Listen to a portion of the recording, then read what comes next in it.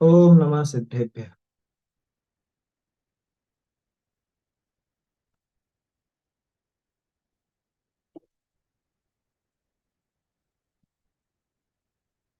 मंगलमय मंगल करण वीतराग विज्ञान नमो ताहि जाते भये तादि महा करि मंगल करि हो महाग्रंथ करण को काज जाते मिले समाज सब पावे निज पद राज।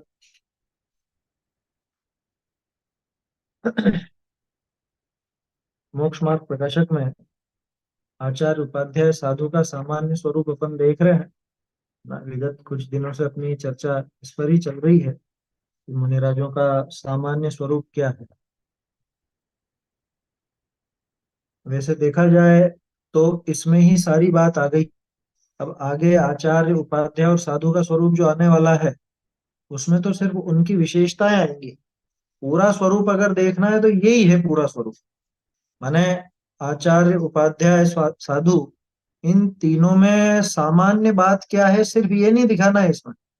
मतलब एक मुनिराज कैसे होते हैं, मुनिराज का स्वरूप क्या होता है, ये इसके अंदर यहाँ पे टोडर मल जी ने अपने को दिखाया है। अपनी चर्चा चली थी, है ना, कई प्रकार से अपन ने उनका स्वरूप समझा था यहाँ कि स्वद्रव्य में परद्रव्य में कैसे वो भिन्नता करते हैं, स्वभाव और परभाव में क्या वृत्ति रहती है। ये सारी बात इसके अंदर अपन ने देखी। इसमें दो चार बातें बहुत विशेष आई थी। जैसे शरीर की क्रिया जैसी बनती है वैसी बनती है, बाहर के निमित्त कैसे भी बनते हैं, उनमें कुछ भी भला या बुरा नहीं मानते। एक बात तो ये थी। उपयोग को खींच करके, है ना, मतलब उपयोग को इधर उधर भ्रमाते नहीं और कोई क्रिया खींच करके नहीं करते। ऐसी चर्चा अपन ने देखी थी यहाँ पर। अन्य वस्तुओं में सुख दुख मानते नहीं, उदासीन होकर के निश्चल वृत्ति धारण करते हैं। ये सारी बात इसके अंदर अपन ने देखी। और कल जो अपनी चर्चा चली थी, अशुभोपयोग परिणति का अस्तित्व तो है ही नहीं, शरीर का संवारना आदि विक्रियाओं से रहित है, वन खंड आदि में बसते हैं, 28 मूल गुणों को अखंडित पालते हैं। ये यहां तक बात हो गई थी अपनी, है ना। दो तीन लाइन की और विशेष बात है, फिर ये प्रकरण पूरा होता है। क्या कहा यहाँ पर कि शरीर का संवारना आदि विक्रियाओं से रहित होते हैं। संवारने में अपन ने देखा कि अकेले मेकअप वगैरह ही संवारना नहीं है, बल्कि शरीर के जो भी संस्कार देखने में आते हैं, नहाना धोना, है ना, और कुछ भी जो कुछ भी क्रियाएं हैं शरीर से संबंधित सामान्य क्रियाएं, जो शरीर को टिकाए रखने में बनाए रखने में अपन दैनिक क्रियाएं करते हैं, वो सब भी शरीर का संवारना ही। और मुनिराज के उनमें से कोई वृत्ति नहीं होती। हाँ, मल मूत्र त्याग आदि के समय शारीरिक शुद्धि जरूर होगी, उतना तो होगा। बाकी और नहाना धोना या दातुन करना, दंत मंजन, ये कुछ नहीं होगा, है ना। दाढ़ी वगैरह बनाने का तो काम होगा ही नहीं। कंघी करना, मांग निकालना, इस तरह का काम भी उनको नहीं होता। वन खंड आदि में रहते हैं, इस पर भी चर्चा कल अपनी हुई थी। 28 मूल गुणनी को अखंडित पाले हैं, ये भी बात अपनी कल हो चुकी थी। इसके आगे का विषय अपने को देखना है ना। अ, बोलिए।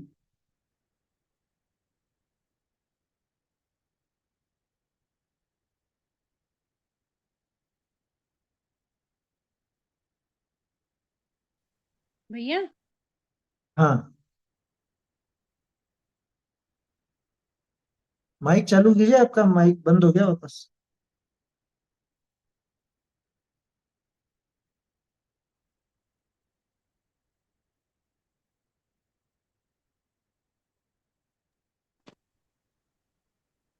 हाँ, बोलिए। भैया फिर जो तेल मालिश वगैरह करते हैं और ये जो इसके लिए जाते हैं मुनिराज जी के पास में, हाँ, तो फिर ये सारी भी किस में लेंगे अपन? देखो इसमें ऐसा है कि मुनिराज की वैयावृत्ति करने के लिए श्रावक जाते हैं, है ना। श्रावक स्वयमेव ही अपने मन से उनकी पैरों की मालिश करते हैं या हाथों की मालिश करते हैं। अभी तेल की बात नहीं कर रहा हूं मैं, सामान्य रूप से हाथ पैर दबाना इत्यादि क्रियाएं श्रावक करते हैं मुनिराज की। लेकिन आप इसमें अगर गौर करोगे तो परिशहों में शामिल है ये चीज क्या? ये चीज परिशह में शामिल है। कोई सामने वाला आकर के सेवा करे और इस सेवा में इनको अच्छा नहीं लगे, सत्कार पुरस्कार है ना जैसे, ये सत्कार पुरस्कार जैसी बात है कि ये उसमें भला नहीं माने। वहां सामने वाला अपनी सेवा करता हो, सामने वाला अपने पग चंपी करता हो, कुछ मालिश करता हो, तो उसमें भला नहीं मानना ये मुनिराज के लिए उपसर्ग, सॉरी परिशय जय है। अगर इसको मतलब इसमें वो भला माने, कोई आकर के तेल मालिश करे और उसमें वो भला माने, तो समझ लेना कि ये तो मूल गुण खंडित जैसा हो गया। क्यों हो गया? क्यों हो गया? इंद्रिय विजय। हाँ, पंच इंद्रिय जय नहीं रहा ना। इंद्रिय जय में क्या बात थी? देखो, अधिकांश अपन चर्चा करते हैं पांच महाव्रतों की, पांच समितियों की, लेकिन पांच इंद्रिय जय अपने आप में बहुत महत्वपूर्ण है। इंद्रियों की विजय, सामने वो आपका मतलब अनुकूल प्रसंग बन रहा है या मुनिराज की वो सेवा की जा रही है, हाथ पैर दबाए जा रहे हैं, और इनको उसमें रंच मात्र भी प्रसन्नता नहीं हो, ये वहां विशेष है ना। तो वो चीज देखा जाए तो उनके लिए परिचय है एक तरह से, परिचय जय वो करते हैं, है ना। और अगर उसमें आनंद माने तो खुद की भूमिका से गिर गए। तेल में श्रावक को ये ध्यान रखना पड़ेगा कि तेल किस प्रकार का है, किससे बना है क्या नहीं है, वो सब उसको ध्यान में रखना पड़ेगा।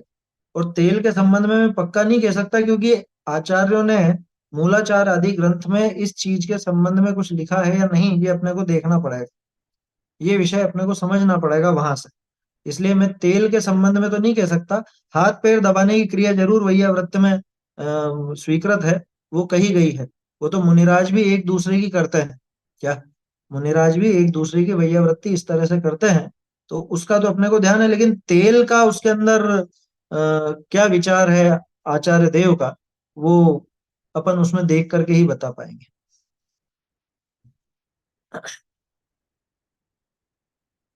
बोलिए, है ना, कल से संबंधित जो भी बात हो तो बोलिए, नहीं तो फिर अपन आगे चलेंगे, पंडित तब जी, देखेंगे फिर आगे। पंडित जी, हम्म। ये तेल लगाना तो वैसे भी आहार में माना जाता है, एक लेपा आहार हाँ, है, तो वैसे भी नहीं नहीं कह देखो, सकते। इसमें ऐसा है, आहार का जो त्याग किया जाता है उसमें चार प्रकार के कवलाहार का त्याग होता है ना।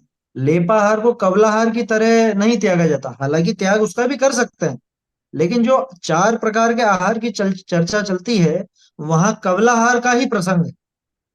चार प्रकार का कवलाहार माने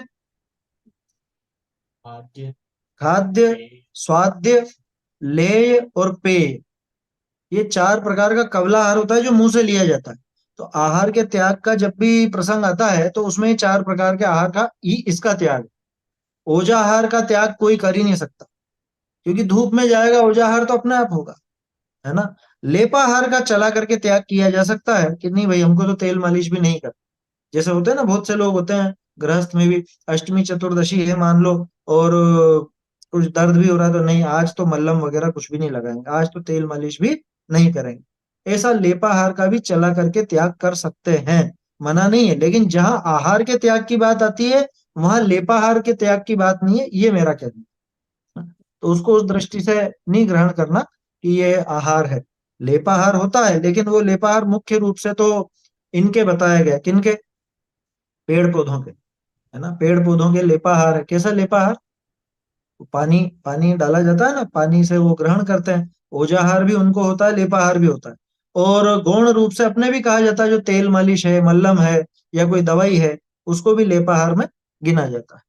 तो लेपाहार का त्याग वो भजनीय है, माने कोई करना चाहे तो करेगा, नहीं करना चाहे तो नहीं भी करे, उसमें आहार संबंधी बात नहीं, क्योंकि आहार की जहाँ चर्चा है वहां तो चार प्रकार के कवलाहार का ही प्रसंग बनता है ना। बोलिए।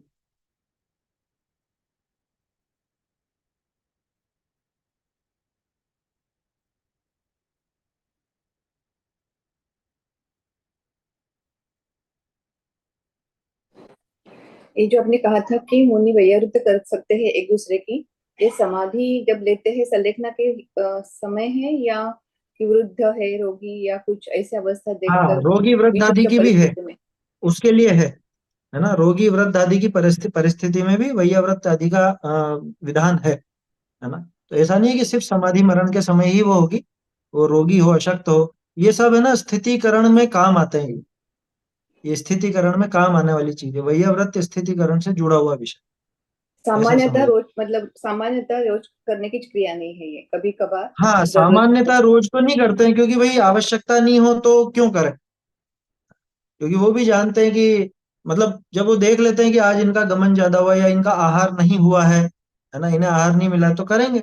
मान लो रोज ही आहार नहीं मिला तो रोज भी कर सकते हैं, निषेध नहीं है, लेकिन वो परिस्थिति देख करके ही किया जाने वाला कार्य है। ऐसा नहीं कि रोज के रोज ही एक नियम बन गया कि रोज तुम मेरे पैर दबाओ और मैं तुम्हारे पैर दबाऊं। ऐसा रोज का वो नियम नहीं है ना। रोज रोज का तो नहीं होता, वो प्रसंगवश परिस्थिति देख करके ही वो कार्य किया जाता है।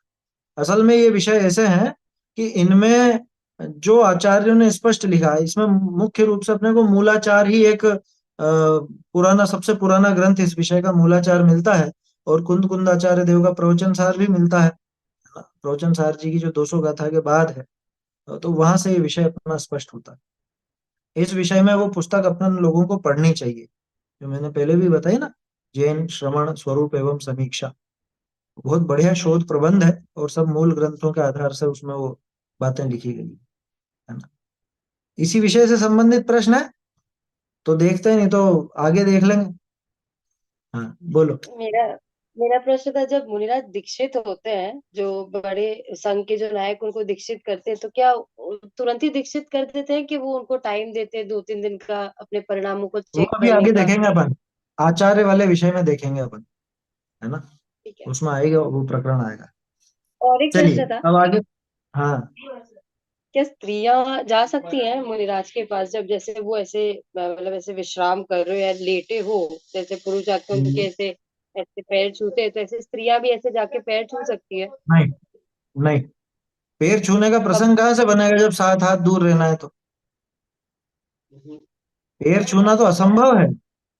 और छू रही हो तो? अब वो तो कुछ भी करें फिर, उसमें क्या कहा जा सकता है।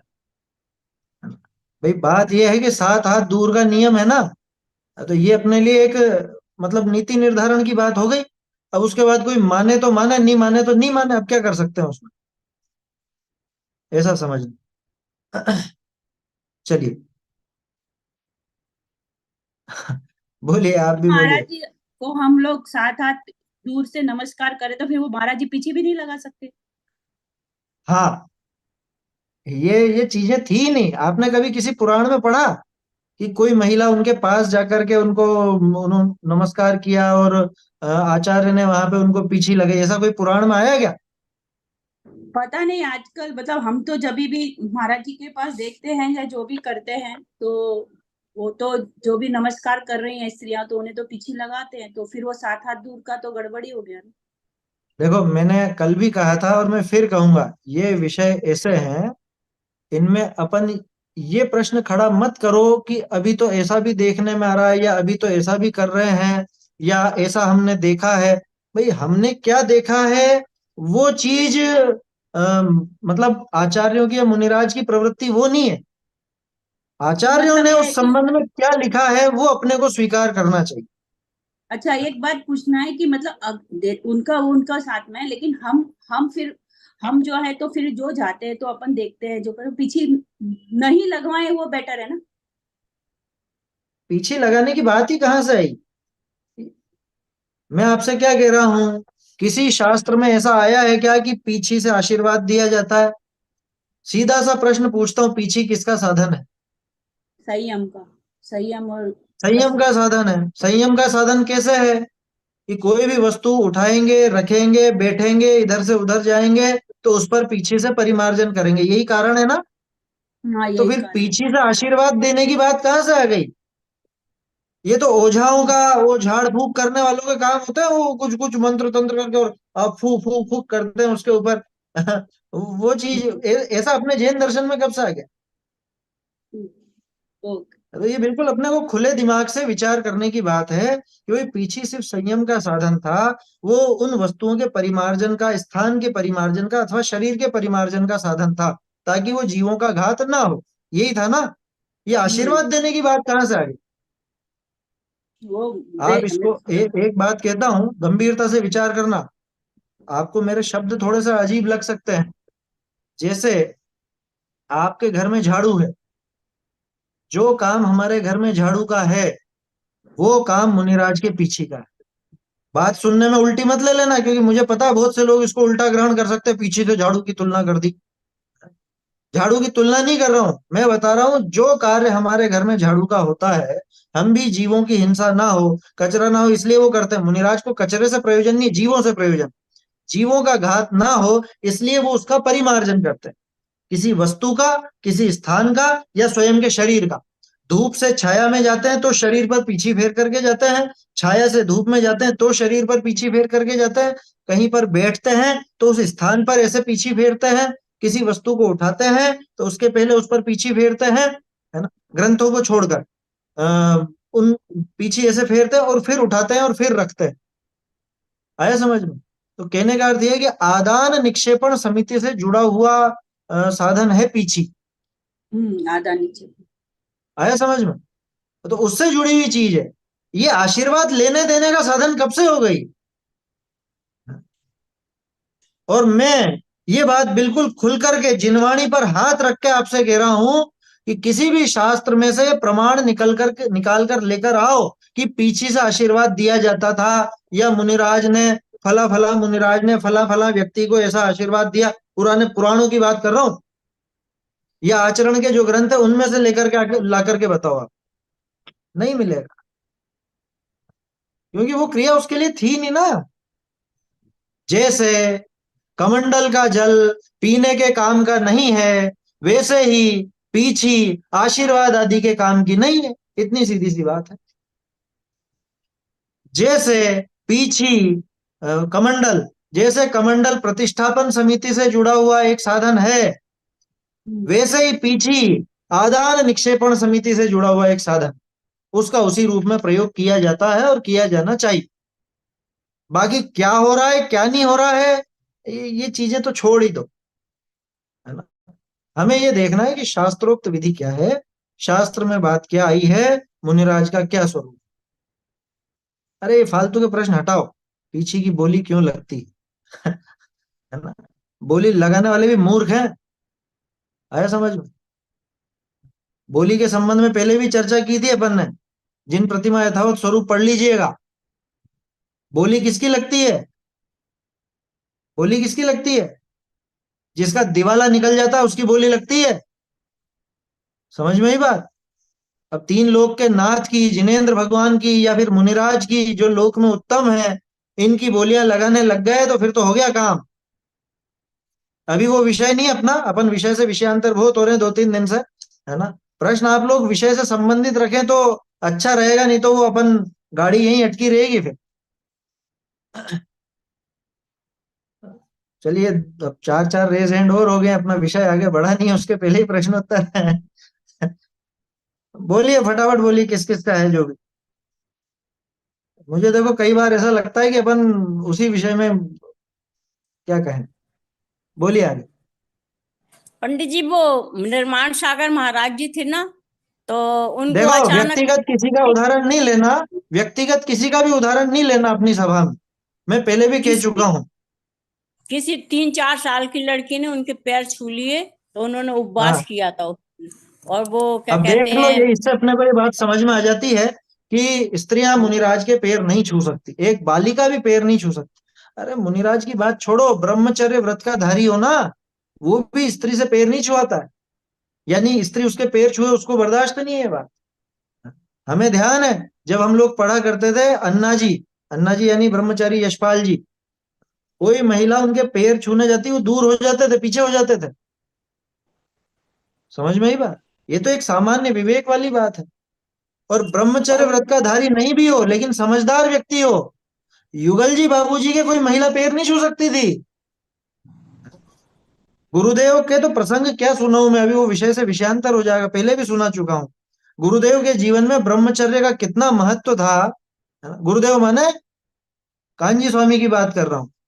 बहुत से लोग गुरुदेव शब्द से नहीं जानते हो, तो उनके जीवन में कितना वो महत्व था जीवन ब्रह्मचर्य का, आप कल्पना नहीं कर सकते। वो कोई बच्चे को लेके आता ना कि इसको आशीर्वाद दो आशीर्वाद दो, तो पहले पूछ लेते थे दिख रहा है कि दिख रही है, लड़का है कि लड़की है, वो पूछ लेते थे पहले। आए समझ में? लड़की होती तो हाथ नहीं लगाते थे। उनके कमरे में कभी बच्चे जाते तो बच्चों को बहुत प्रेम करते थे, वो बच्चों को बादाम वगैरह दिया करते थे, लेकिन कोई बालिका को कभी उन्होंने अपने हाथ से ऐसे नहीं दिया। ये समझना चाहिए। ऐसे बहुत से प्रसंग है उनके जीवन के, अभी वो सुनाऊंगा तो फिर वो समय उसमें बिगड़ता है अपना ज्यादा। चलिए बोलो। ये प्रश्नों के लिए अलग प्रवचन के बाद में, स्वाध्याय के बाद में 10 मिनट रख लें तो ये जो विषय से विषयांतर होता है, विषय सारा ही रह जाता है। वही मैंने कहा है अभी, है ना? अपन जो प्रश्नोत्तर हैं उनको थोड़ा विषय जब अपना होगा, दो एक पैराग्राफ अपन पढ़ लेंगे, उसके बाद प्रश्न रखते हैं। शुरू में भी ये बात कही थी, लेकिन वो धीरे धीरे फ्लो में आने पर सबको ही भाव होता है ना? कोई बात नहीं, देखेंगे अपन। चलिए अब आगे बढ़ते हैं अपन।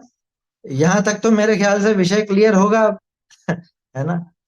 देखो आप लोगों को बहुत सौ को कष्ट हुआ होगा, है ना? मुझे भी अच्छा नहीं लगता ऐसे टोकना कहना, लेकिन एक वो विषय में प्रवाह बना रहे, ये अपने को देखना चाहिए। चक्कर क्या है, अपन टोडरमल जी की लेखनी का रस लेने बैठे, वो बात अधूरी रह जाती है, वो फिर अपनी बातें चलने लगती है, वो उचित नहीं है सभा के लिए, है ना? तो जैसे जैसे पैराग्राफ होगा, मैं कुछ बात कह चुका होऊंगा, उसके बाद फिर आपको ऐसा तो है नहीं, मौका नहीं है, मौका तो है ही। जूम पर अपन करते ही इसलिए है कि आप लोग बोल सकें, प्रश्नोत्तर कर सके, नहीं तो बंद करके यूट्यूब पे भी कर सकते थे। लेकिन मुझे खुद को भी वो अच्छा नहीं लगता, सामने श्रोता रहते हैं तो एक प्रवाह बनता है। चलिए, तो यहां तक तो क्लियर है। 28 मूल गुणों को अखंडित पालते हैं, 28 मूल गुणों का अखंडित पालन करते हैं। इस पर भी कल अपन ने चर्चा की थी कि 28 में से एक भी कम नहीं होगा। एक भी कम हो तो वो मुनि नहीं। कि क्यों साहब, वो तो द्रव्यलिंग है, भावलिंग तो पूरा चाहिए ना, भावलिंग पूरा है हमारा। 28 मूल गुणों में एक आध कम हो गया तो क्या बिगाड़? कि नहीं, जहां भावलिंग पूरा होता है वहां द्रव्यलिंग भी बराबर पूरा होता है। ये बात संभव ही नहीं कि अंतरंग में 3 कषाय चौकड़ी का अभाव मौजूद हो और बाहर में 28 मूल गुणों का पालन नहीं। ये बात संभव ही नहीं। बनारसी दास जी जो निश्चयभाषी हो गए थे, उनका किस्सा ध्यान है। नगन होए चारों जने फिरे कोठरी माही, ऐसा उन्होंने लिखा है अर्ध कथानक में खुद के लिए। समय सार जी पढ़ करके वो स्वच्छंदी हो गए। तो स्वच्छंदी हो गए तो कैसे हुए? स्वच्छंदी होकर के वो 4 मित्र थे, और चारों मित्र खुद को ऐसे समझने लग गए, एक कमरा है जैसे, कमरे में नग्न हो गए, अब हम मुनि बन गए। ठीक है ना? और थोड़ी देर बाद जब बाहर निकलना है, कपड़े पहन लिए, अब हम वापस से श्रावक बन गए। ऐसी उनकी प्रवृत्ति हो गई थी। ये चीज उनको बाद में तब गलत समझ में, मतलब तब समझे कि हम गलत थे। कब समझ में आई? जब उनको रूपचंद जी पांडे ने गुणस्थान का अभ्यास कराया। यही कारण था कि बनारसी दास जी ने समय सार नाटक जब लिखा तो उसमें एक चतुर्दश गुणस्थान अधिकार भी जोड़ा। वो इसीलिए जोड़ा, समझ में आ रही बात? तो इस वजह से उन्होंने वहां पे वो जोड़ा, नहीं तो वो नहीं जोड़ते। क्या जरूरत थी बताओ, 14 गुणस्थान की क्या जरूरत समय सार जी के साथ? उनको लगा कि जैसी मेरी दशा बिगड़ी थी, ऐसी किसी और की दशा ना बिगड़ जाए। अब बात तो यह है, 28 मूल गुणों में कमी होगी या नहीं होगी, ये रत्ती भर भी कमी नहीं चाहिए। द्रव्यलिंग पूरा चाहिए, अखंडित पालन चाहिए, बल्कि निरतिचार पालन चाहिए। अरे 3 लोक में उत्तम का पद है, हल्का फुल्का पद थोड़े ना है। जरा सी भी कमी हो तो उसको कोई इस स्तर का माना जाएगा क्या? ये उत्तमता उसको कैसे दी जाएगी? कैसे वो शरण कहलाएंगे? कैसे उत्तम कहलाएंगे? कैसे मंगल कहलाएंगे? साधु को मंगल उत्तम शरण कहा ना, तो जिनका स्वरूप अखंडित हो उसी को मंगल कहा जा सकता है, उत्तम कहा जा सकता है, शरण कहा जा सकता है। उसके बिना तो कैसे कहें? अरहंत और सिद्ध के समकक्ष बिठा रहे हैं उनको, चलते फिरते सिद्ध कह रहे हैं उनको, तो ऐसे तो नहीं कहा जा सकता। कह रहे साहब लेकिन पंचम काल है। ये किसने कह दिया पंचम काल है तो 28 मूल गुण नहीं सदते? कहीं लिखा है क्या ऐसा कि पंचम काल में भावलिंग नहीं होगा? ऐसा आया क्या कहीं पे? ऐसा तो कहीं भी नहीं आया। शुक्ल ध्यान नहीं होगा ये आया है भले, है ना, शुक्ल ध्यान की भले मनाही हो, लेकिन भावलिंग की तो मनाही नहीं है ना। भावलिंग की तो कोई मना नहीं। नग्न दिगंबर मुनिराज की 7वें गुणस्थान की तो कोई मनाही नहीं, 6ठे गुणस्थान की तो कोई मनाही नहीं है। पंचम काल के अंत तक नग्न दिगंबर मुनिराज रहेंगे, ऐसी बात स्पष्ट आती है। इसलिए ये समझना 28 मूल गुणों को तो अखंडित पालते हैं, 22 परिशानी को सहे हैं, है ना, 22 परिशाओं को सहते हैं। कल इस पर अपनी चर्चा चल रही थी कि 22 परिशा को सहते हैं या क्या बात है। कहने में तो सहना आता है, लेकिन क्या वास्तव में सहते हैं? कि वास्तव में अगर सहना मानो तो फिर तो ये उनको एक तरह से गाली देने जैसा काम हुआ। क्यों? कि परीक्षा सहते हैं माने दुख सहते हैं, यानी दुखी होते हैं, जबकि वो तो अपने आत्मा के आनंद में मग्न है, आत्मानंद में लीन है। कल अपन ने उदाहरण देखा था ना, उनसे इंटरव्यू लिया जाए कि मुनिराज आपके माथे पे सिगड़ी जल रही थी और ऐसा हो रहा था। सिगड़ी वगैरह तो चलो उपसर्ग है, अपन तो परीक्षा की बात कर रहे हैं।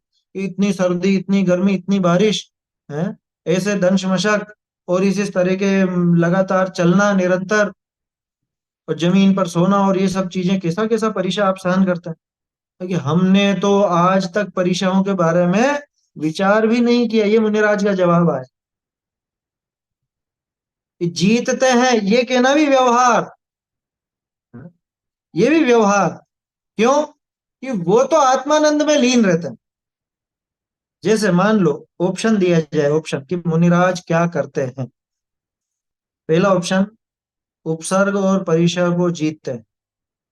दूसरा ऑप्शन कि आत्मा के आनंद का पान करते हैं। किस पर लगाओगे निशान? कि आत्मा के आनंद का पान करते हैं, निरंतर उसी में लीन रहते हैं। अब बोलो सहने की बात है कि सुखी होने की बात है? तो ये क्यों कहा जाता है कि व्यवहार से कहा जाता है? अपने को समझा रहे हैं ना, अपन जैसे संसारी जीवों को समझा रहे हैं तो अपनी भाषा में कहना पड़ेगा, क्योंकि हमको तो बड़ा भारी काम लगता है। हमको सर्दी गर्मी सभी चीज तो सताती है ना, ये सब चीजें आ तो जाती है अपनी, है? सर्दी गर्मी बारिश के हिसाब से अपने सब साधन आ जाते हैं। तो हमको वो इसी भाषा में समझाया जाता है। ये म्लेच्छ को म्लेच्छ की भाषा में समझाने जैसा काम है क्या? हम लोगों को वो सहन वाली बात समझ में आती। अब इसका भी क्या करें? देखो भाषा की तो मजबूरी है, लिखने वाले की भी मजबूरी है। देखो 12 प्रकार तपनी को आदरे हैं, 12 प्रकार के तपों का आदर करते हैं। 12 प्रकार के तप का आदर करते हैं का क्या मतलब है? कि निरंतर उनको तपना चाहते हैं। तपे ये जरूरी नहीं, ये अपन ने पहले भी बात की थी। तप भजनीय है, 28 मूल गुण अनिवार्य है। भजनीय समझते हैं ना? भजनीय मतलब हो भी सकते हैं नहीं भी। भजनीय माने ऑप्शनल, कंपलसरी नहीं, ठीक है ना। और आत्मलीनता, 3 कषाय चौकड़ी का भाव, 28 मूल गुण, ये तो नियम से है, ये अनिवार्य है, ठीक है ना। तो इसलिए लिखा तप को आदरे, यानी तप जो है, तप का उनके मन में आदर है, तप का प्रतपन करना चाहते हैं, है ना। वो उस मार्ग में आगे बढ़ना चाहते हैं, विशेष तप करना चाहते हैं। शरीर की जैसी योग्यता बनती है उस अनुसार करते भी हैं, अपनी शक्ति को नहीं छिपाते हुए करते भी हैं। लेकिन ऊपर आया था ना, खींच कर नहीं करते, कोई नहीं की बात थी।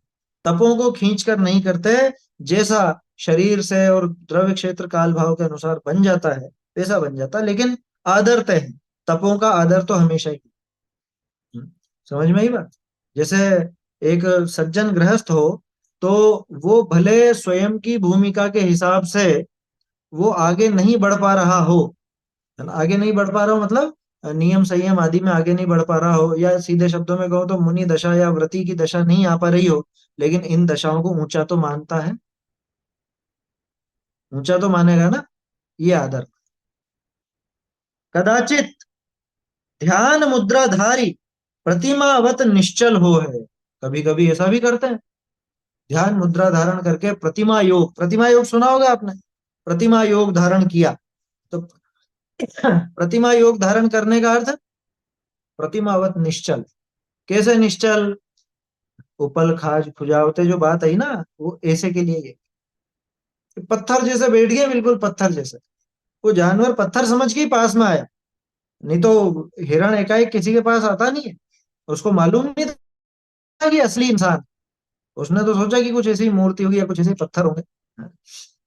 कदाचित ध्यान मुद्राधारी प्रतिमावत निश्चल। ध्यान मुद्रा धारण करके, प्रश्न ये ध्यान किसका है? किसका ध्यान? कि वास्तव में तो आत्मा के ध्यान की बात है, लेकिन आत्म ध्यान के अभ्यास के लिए अन्य का ध्यान भी होता है। जैसे अरहंत परमेष्ठी का, सिद्धों का ध्यान, सिद्ध भक्ति वगैरह तो नियम है ना, उनके नियम से होती है, तो उनका भी ध्यान करते हैं। तो पहले अपन ने देखा था अरहंत भगवान के स्वरूप में, है ना, अरहंतों का स्वरूप जान करके वो सिद्धों का स्वरूप ध्याते हैं, सिद्धों का स्वरूप ध्या करके आत्मा का स्वरूप ध्याते हैं। तो वही विधि अपने लिए, वही विधि उनके लिए भी है। बस ये है कि उनके थोड़ी फास्ट हो जाती है, उनके जल्दी से हो जाती है, वो अपने जल्दी से नहीं होती। अपने को उपयोग स्थिर करना पड़ता, अपने को देर लगानी पड़ती है उसमें थोड़ी। तो कदाचित ध्यान मुद्राधारी प्रतिमावत निश्चल हो है। कदाचित ये अलग अलग रूप बता रहे हैं क्या क्या करते हुए दिखेंगे मुनिराज। 28 मूल गुणों का तो अखंडित पालन होगा ही सही, 22 परीक्षा को सहते हुए भी दिखेंगे, है ना, 12 प्रकार के तप भी तपते हुए दिखेंगे, कभी कभी ध्यान मुद्रा में बिल्कुल लीन दिखेंगे। कदाचित अध्ययन आदि बाह्य धर्म क्रियानी विषय प्रवर्ते, और कभी कभी अध्ययन आदि बाह्य जो धर्म क्रियाएं हैं, कौन कौन सी धर्म क्रियाएं बाहर की? अध्ययन करना, अध्यापन करना, है ना, खुद पढ़ेंगे, दूसरों को पढ़ाएंगे, या समझ लीजिए उपदेश देंगे, है, या जिनेंद्र भगवान की स्तुति करेंगे, दर्शन करेंगे। कभी ऐसा विचार आ जाएगा तो किसी तीर्थ पर भी जाएंगे, ऐसी बात नहीं कि नहीं जाएंगे। आ जाए विकल्प जैसा आ जाए, वो विकल्प पूरा हो ही सही है जरूरी नहीं, हाँ, लेकिन आ सकता है। तो ये सब पद्धति। अच्छा, मंदिर वगैरह बनवाते हुए भी दिखेंगे, ऐसा हो सकता है। मंदिर बनवाने का कार्य आरंभिक कार्य है, वो आरंभिक क्रिया में शामिल है, वो मुनिराज की भूमिका में नहीं होता। मुनिराज मंदिर बनाने का काम नहीं करते, न बनाते हैं, न बनवाते हैं, न अनुमोदन करते। जिनालय की भी नहीं कि भैया वो उपदेश सीधे सीधे तो नहीं देंगे, वो ऐसा उपदेश नहीं देंगे। देखो मैं एक बात कहता हूं आपसे, अपनी जो आमना है, किस आमना है क्या अपन? कुंद आमना है, कुंद आचार्य देव। मुझे कुंदाचार्य देव के ग्रंथों में एक जगह ऐसा बताओ जहां उन्होंने जिनालय आदि के निर्माण का उपदेश दिया। एक जगह बता दो, एक कथा ढूंढ लेना। ये चीज पहले हमने सोची थी खूब, और ढूंढा तो नहीं मिलेगी।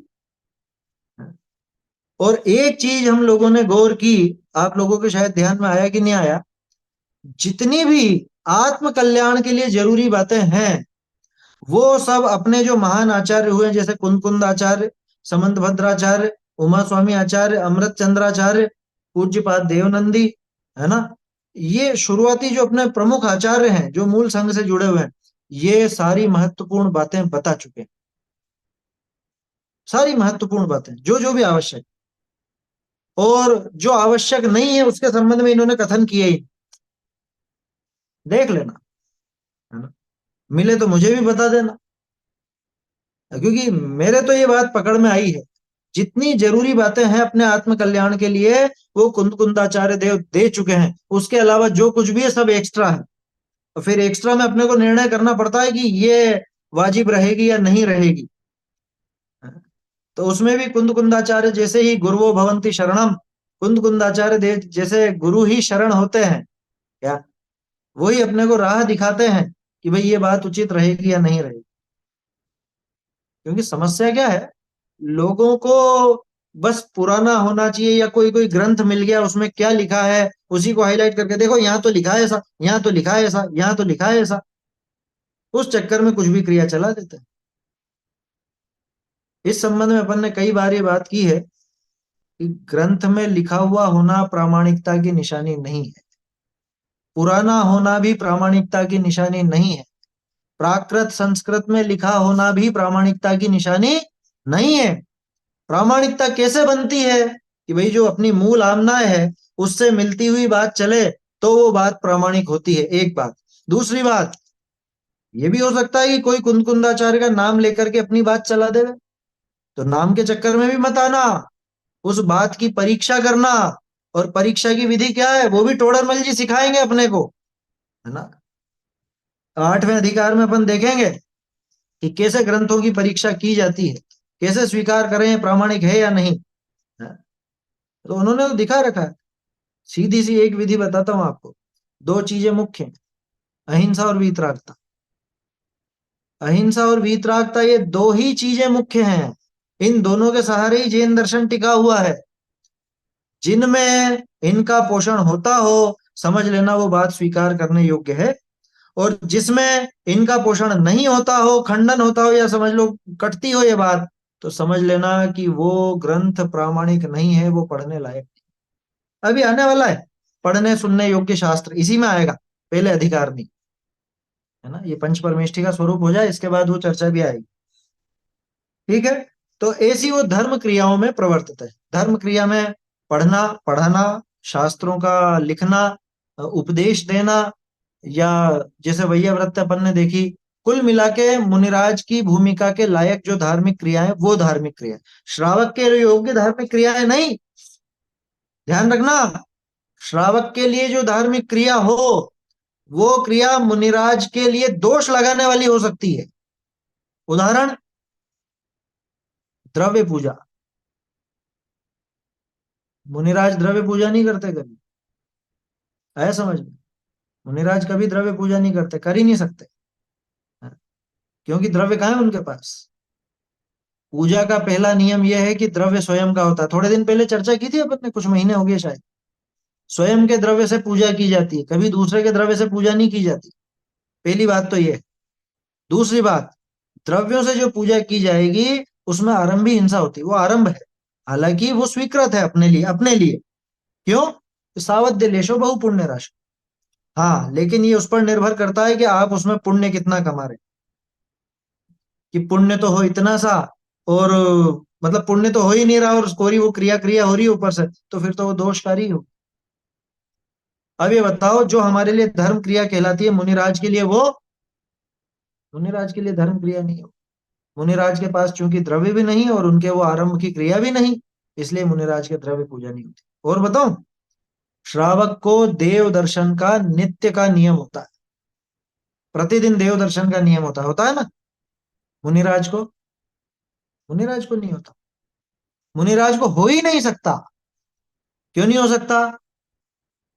प्रैक्टिकली संभव नहीं है। मुनिराज निरंतर गमन करते हैं इधर से उधर दूसरे स्थान पर, और अधिकांश तो जंगल में रहते हैं, है ना। वनवास बताया ना। अब जंगलों में हर जगह तो जिनालय नहीं मिलेगा, कहीं कहीं मिल सकता है ना, पहाड़ों पे तीर्थों पर मिल सकता है, लेकिन हर जगह तो मिलेगा नहीं। और मुनिराज का प्रतिदिन गमन होता है, तो हर नगर में कोई जिनालय हो ये जरूरी नहीं। तो मुनिराज के देव दर्शन का नियम नहीं है, श्रावक के देव दर्शन का नियम होता है। और बताओ, श्रावक को नित्य स्नान करना बताया, है ना। हालांकि है पाप की क्रिया, लेकिन वो होगी अपने शारीरिक शुद्धि। उपवास आदि का प्रसंग छोड़कर, ध्यान रखना, उपवास आदि का प्रसंग छोड़कर श्रावक को नित्य स्नान करने का उपदेश। मुनिराज के स्नान व्रत। तो इसलिए कभी ऐसी तुलना मत करना कि ये हम करते हैं तो मुनिराज भी कर ले, में क्या दिक्कत है, या ये हमारी धार्मिक क्रिया है तो मुनिराज भी ये धार्मिक क्रिया कर ले। ऐसा नहीं होता, वो भूमिका बिल्कुल अलग है।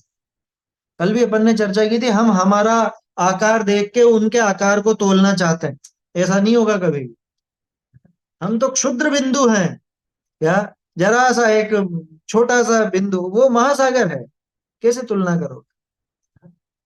हमारा आकार उनका आकार बहुत अलग। आकार शरीर के आकार की बात नहीं कर रहा हूं, भूमिका की बात कर रहा हूं, ठीक है। तो ऐसे वो जो उनके योग्य, इसलिए ये इस पर बात आई, छठे गुणस्थान के योग्य जो क्रियाएं हैं वो क्रिया में प्रवर्तित है। कभी कभी, कभी कभी क्यों लिखा, हमेशा क्यों नहीं लिखा?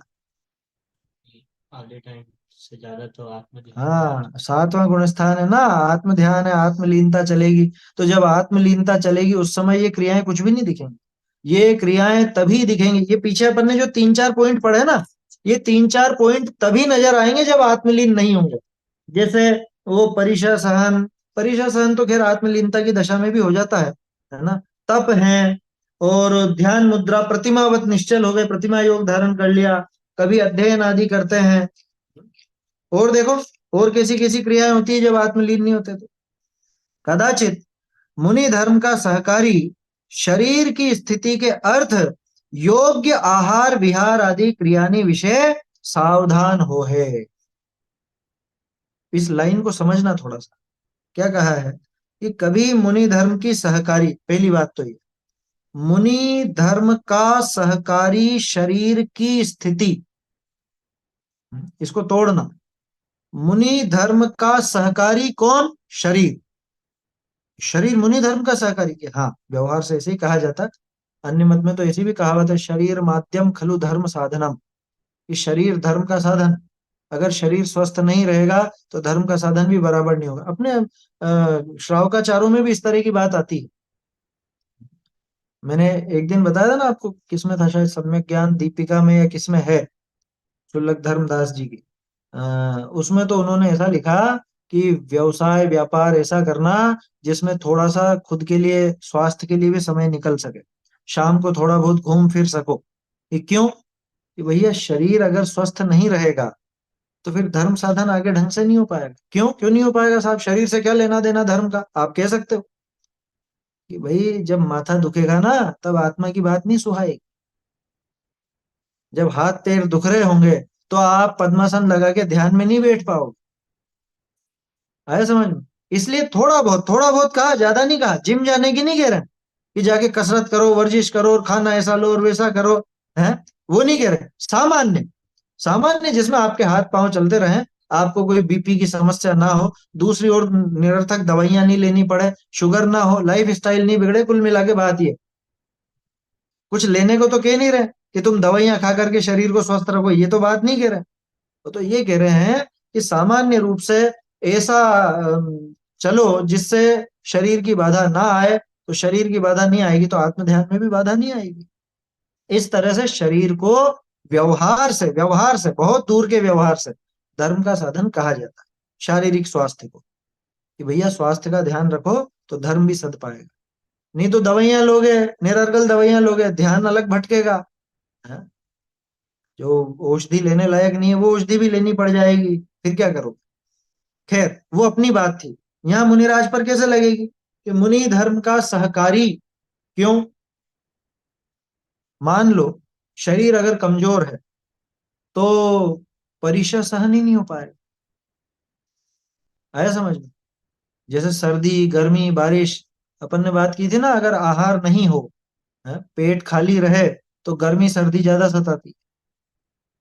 अगर आपका पेट खाली रहे तो सर्दी में बीमार पड़ने की संभावना ज्यादा है, पेट खाली रहे तो गर्मी में लू लगने की संभावना ज्यादा है। ठीक है ना? तो क्या करते हैं, मुनि धर्म का सहकारी शरीर, उस शरीर की स्थिति के अर्थ, अनुवाद क्या किया इसका? हाँ ठीक है, मुनि धर्म के सहकारी शरीर की स्थिति, सही है। मुनि धर्म का सहकारी जो शरीर है, उस शरीर की स्थिति के लिए, स्थिति माने टिके रखने के लिए। तो मुनिराज क्या शरीर को टिकाना चाहते हैं? कि भैया उनको शरीर को टिकाने का कोई भाव नहीं है, लेकिन जब तक रहे तब तक वो शरीर इनको परेशान नहीं करे, उस शरीर के कारण इनका आत्म ध्यान नहीं बिगड़े, इसलिए उस शरीर की स्थिति के लिए योग्य आहार विहार आदि क्रियाओं में सावधान होते हैं। योग्य आहार, देखो तो सही टोडरमल जी की वाक्य विन्यास देखो आप। योग्य आहार विहार, पहली शर्त तो ये लगाई, शरीर की स्थिति के लिए अयोग्य आहार नहीं लेंगे, शरीर की स्थिति के लिए अयोग्य विहार नहीं करेंगे। जो शरीर की स्थिति के लिए योग्य होगा, योग्य दो दृष्टियों से, जिसमें शरीर की स्थिति बनी रहे, एक तो वो, दूसरा अपनी भूमिका के योग्य, है ना, जिससे अपनी भूमिका खंडित होती हो, अपनी भूमिका के लायक नहीं हो, ऐसा अयोग्य आहार, ऐसा अयोग्य विहार मुनिराज नहीं करते। ऐसी क्रियाओं में सावधान होते हैं। एक शब्द और जोड़ दिया, ऐसी क्रिया करते नहीं लिखा, ऐसी क्रियाओं में सावधान हो है। क्या मतलब? ऐसी क्रिया मजबूरी में कर रहे हैं। कौन सी मजबूरी में? शरीर की स्थिति रखने के लिए, लेकिन मजबूरी में करने पे भी सावधानी पूरी, यत्नाचार पूरा। आहार लेने जाते हैं, सावधान शब्द का अर्थ जानते हैं? अवधान सहित। अवधान माने उपयोग, है ना, प्रमाद नहीं है, यत्नाचार सहित। तो आहार लेने भी जाते हैं तो यत्नाचार सहित प्रवृत्ति होती है। जो हमारी ऐषणा समिति है, ऐषणा समिति जिसको अपन कहते हैं, वो सावधानी से आहार लेने संबंधी तो है। कैसी सावधानी? कि 32 अंतराय 46 प्रकार के दोष, ये सब टालते हैं। ये सब सावधानी के बिना नहीं टल सकते। ऐसे सब दोषों को टाल करके आहार लेते। तो कभी कभी आहार लेते हुए भी दिखेंगे आपको, कभी कभी प्रतिमा योग में दिखेंगे, कभी कभी अध्ययन आदि क्रिया करते हुए दिखेंगे, कभी कभी कुछ और अपनी भूमिका के लायक जो कार्य हैं वो करते हुए दिखेंगे। लेकिन कभी कभी कब? कि जब आत्मलीन नहीं होंगे तब। ठीक है? ऐसे जैनी मुनि हैं, तिन सबनी की ऐसी ही अवस्था हो। ऐसे जैन मुनिराज होते हैं, उन सब की किसकी? कि चाहे वो आचार्य हो, चाहे उपाध्याय हो, चाहे वो सामान्य साधु हो, अरे चाहे गणधर ही क्यों ना हो, चाहे साक्षात तीर्थंकर होने वाले मुनि ही क्यों ना हो। तीर्थंकरों के लिए अलग है क्या पद्धति? तीर्थंकर भी मुनि दशा में इसी तरह के रहेंगे, ऐसा ही स्वरूप होगा। ठीक है? ऐसी अवस्था हो है, 3 विषय, ये तो हो गया, चलो, है ना। उन ऐसे सब जैन मुनि है, उनकी ऐसी अवस्था होती है। ये बात हो गई सामान्य की, कॉमन फैक्टर जो सभी मुनिराजों के पाया जाता है। अब बात चलती है कि आचार्यों में विशेषता क्या है, उपाध्यायों में विशेषता क्या है, और साधुओं में, सामान्य साधुओं में और क्या विशेषता है। अभी जो बात अपन ने की और इतनी विस्तार से चर्चा इसीलिए हुई, वैसे तो जल्दी भी अपन आगे बढ़ सकते थे, लेकिन चूंकि एक कारण तो ये है कि अपन स्वयं भी इस मार्ग पर आगे जाना चाहते हैं, है ना। अपन ये चर्चा करते हैं ना, वह श्रावक श्रावक नहीं जिसे मुनि बनने का भाव नहीं आता। तो ये बातें समझना जरूरी है। आप सोच रहे हो विषय बहुत विस्तृत हो गया, विस्तृत हुआ नहीं है ये। इस चीज को बारीकी से समझना जरूरी है, क्योंकि समस्या वही होती है कि इसकी बारीकियां नहीं जानकर और जोश जोश में दीक्षा ले लें और बाद में फिर कि अरे हमसे तो नहीं सदता, या हमसे तो ऐसा होता है, या हम तो ऐसे ही करेंगे, या पंचम काल में तो ऐसा ही होता है, फिर ये बातें खड़ी होती हैं। इसलिए ये बातें जानना जरूरी है। अब जैसे मैंने आपसे अरहंत स्वरूप के, अरहंत का स्वरूप देखा, उस समय कहा था कि अरहंतों की परिभाषा में कौन सी चीज है जो टोडरमल जी ने यहाँ नहीं लिखी। ऐसे ही यहां समझ लेना कि मुनिराज के स्वरूप में ऐसी क्या बात आई जो यहां ना आई हो। टोडरमल जी ने समस्त ग्रंथों का आधार लेकर के एक सर्वांगीण परिभाषा बनाई। ये संपूर्ण परिभाषा, इसमें आप कमी नहीं कर सकते, है ना, बढ़ा नहीं सकते। कमी तो थोड़ी बहुत यूं कर सकते हैं, निश्चय स्वरूप देखना हो तो, लेकिन इसमें बढ़ने जैसी कोई बात नहीं रही। बढ़ेगा तो क्या बढ़ेगा? 22 परिषद के नाम आ जाएंगे, तो नाम मतलब 22 परिषद सामान्य लिखा हुआ नाम आ जाएंगे, तपों के नाम आ जाएंगे, आहार के 32 अंतराय 46 दोष के नाम आ जाएंगे। बाकी सावधान होने की तो यहाँ पे भी लिख दी। ऐसी कौन सी बात है जो यहाँ नहीं आई? बताओ, सोचो। नहीं मिलेगी। टोडरमल जी का जो विजन था ना, वो जबरदस्त था। वो जिस विषय को उठाया उन्होंने, मोक्ष मार्ग प्रकाशक तो एक अभूतपूर्व ग्रंथ बनाने वाले थे, और जहां तक लिखा वहां लिखा भी है इस तरह का। ऐसा समझ लो। 2 मिनट अभी करते हैं अपन, है ना। कोई प्रश्न हो तो आप नोट करके रखें। अभी पहले ये बात कर लेते हैं, उसके बाद फिर 5-10 मिनट अपन प्रश्न पर चर्चा कर लेंगे। चलो, आचार्य का स्वरूप एक बार रीडिंग तो लगा ही ले, है ना। आज तो चर्चा ज्यादा हो नहीं पाएगी इसकी, फिर भी एक रीडिंग लगा लेते हैं।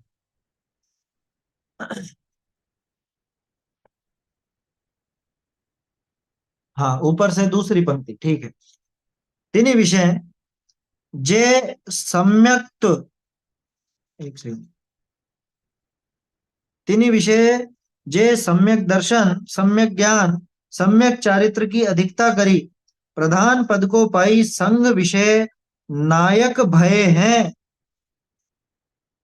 बहुरी जे मुख्य पने तो निर्विकल्प स्वरूपाचरण विषय ही मग्न है।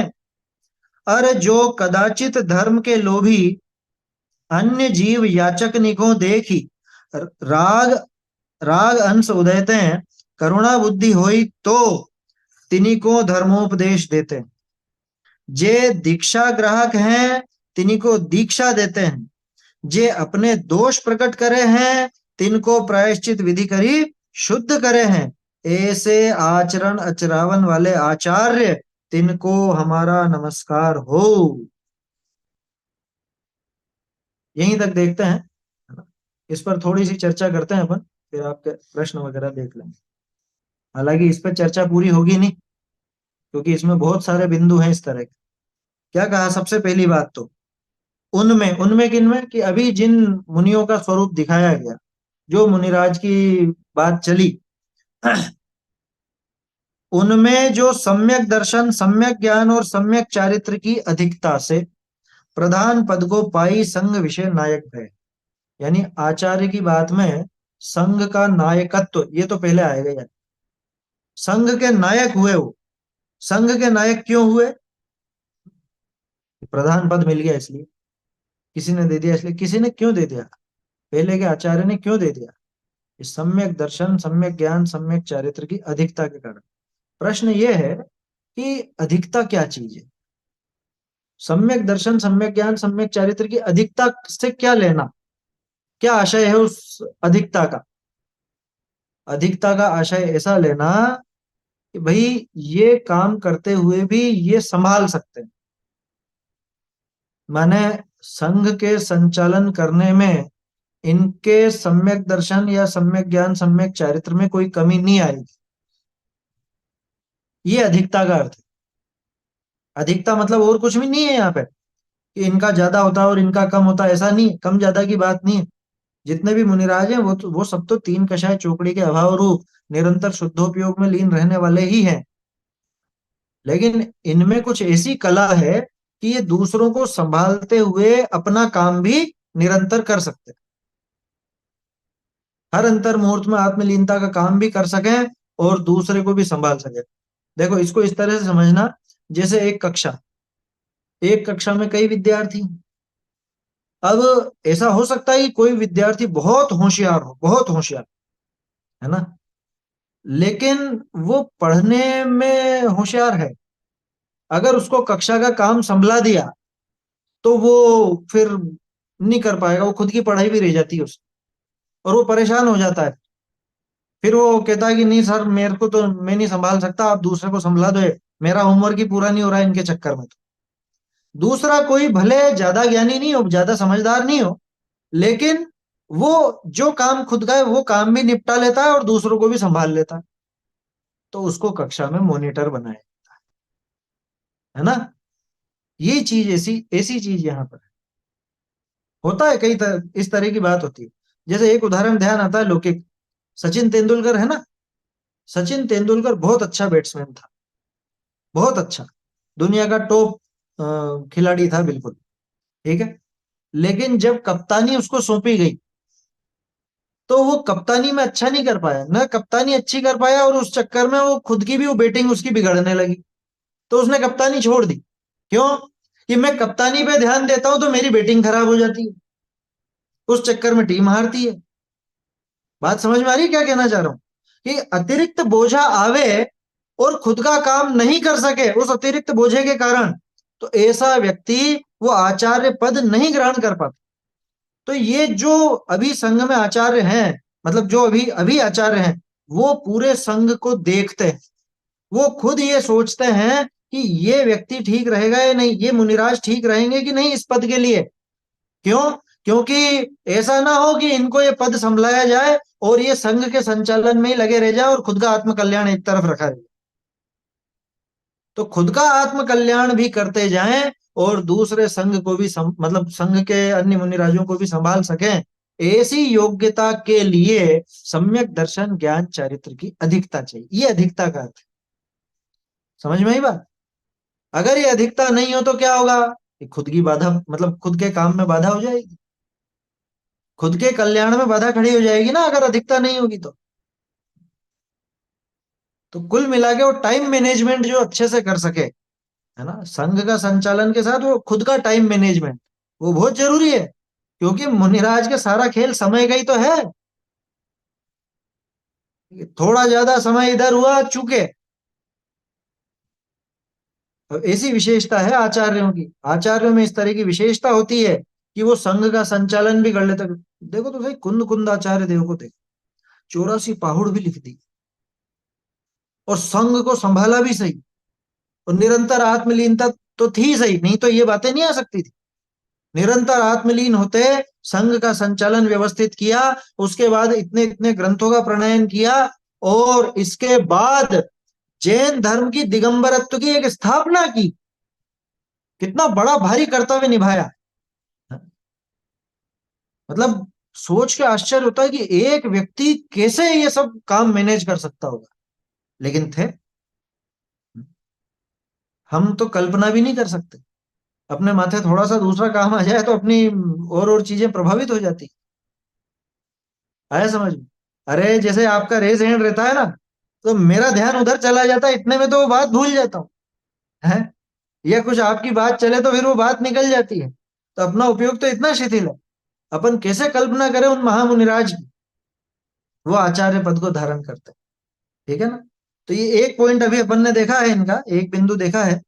इसके आगे की चर्चा अपन कल करेंगे, अभी तो रीडिंग लगाई है अपन, है ना। प्रश्न देख लेते हैं, आपका क्या प्रश्न है, बोलिए।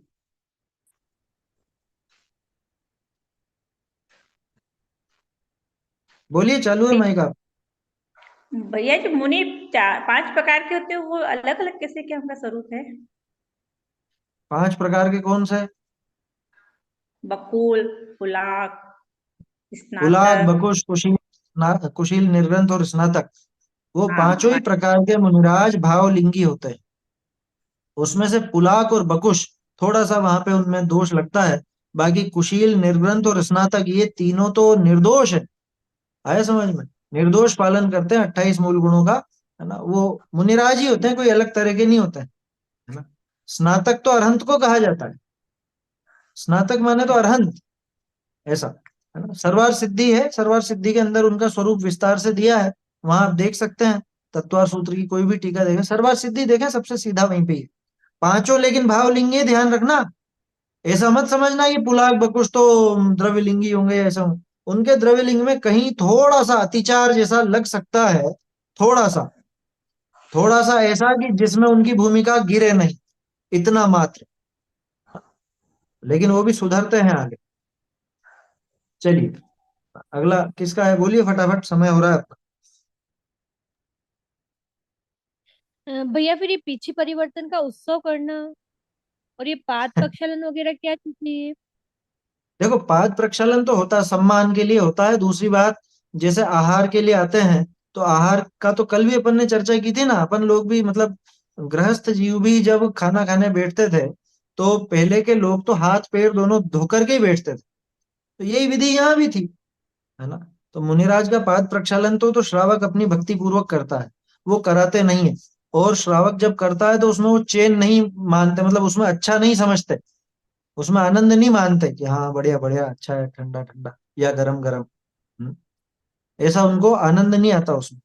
रही बात पीछी परिवर्तन की, वो तो क्या हो रहा है, मैंने पहले ही कहा क्या हो रहा है उस पर मत देखिए, शास्त्र में क्या उसकी विधि है उस पर अपने को जोर देना चाहिए, है ना। पीछी परिवर्तन का कोई उत्सव या समारोह मनाने जैसी चीज थोड़ी ना है वो। पीछी तो पुरानी हो गई, अब झड़ गई है, वो बराबर काम नहीं आ रही है, तो उसके लिए दूसरी पीछी होती है। हम्म। उसमें कोई श्रावक ही ला करके दे ऐसा नहीं है, उसकी सब विधि है, मूलाचार आदि में सब विधि है। वहां पे वो मोर के जो पंख झड़ते हैं अपने आप ही, मोर के अथवा जैसे गिद्ध की बात भी आती है, तो उनके पंख जो झड़ते हैं उन पंखों से वो स्वयं में भी वैसी पीछे आदि का निर्माण करते हैं, ऐसा है। या कोई श्रावक ऐसा बना करके दे भी देता है तो उसकी विधि है पूरी। लेकिन ये जो समारोह वगैरह की आप बात कर रहे हो, वो तो उचित है नहीं, वो शास्त्रोक्त विधि नहीं है ना। चलिए अभी समाप्त करते हैं, तो कल अपन ये आचार्य उपाध्याय का स्वरूप देखेंगे। अब तो कोई इतना समय लगेगा भी नहीं, क्योंकि मूल बात जो थी वो आ चुकी, अब तो एक्स्ट्रा है। क्योंकि आचार्य पद अतिरिक्त, ध्यान रखना, आचार्य पद मुख्य है या मुनिपना मुख्य है? मुख्य तो मुनिपना है उनका।